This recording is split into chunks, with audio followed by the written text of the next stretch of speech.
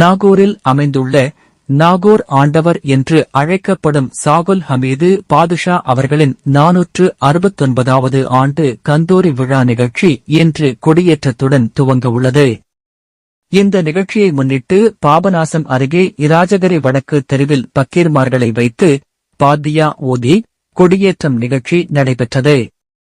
முத்தவல்லி முகம்மதுகனி தலைமையில் நடைபெற்ற கொடியேற்றம் நிகழ்ச்சிகள் அதிமுகவின் அம்மா பேரவை மாவட்ட செயலாளர் ஐயப்பன், சிறுபான்மை மாவட்ட செயலாளர் முகம்மதுவாரி மற்றும் அந்த பகுதியின் ஜமாத்தார்கள், பொதுமக்கள் என இஸ்லாமியர்கள் பலர் கலந்து கொண்டனர். கொடியேற்றம் நிகழ்ச்சியில் கலந்து கொண்ட அனைவருக்கும் தப்ரூக் வழங்கி சிறப்பிக்கப்பட்டது.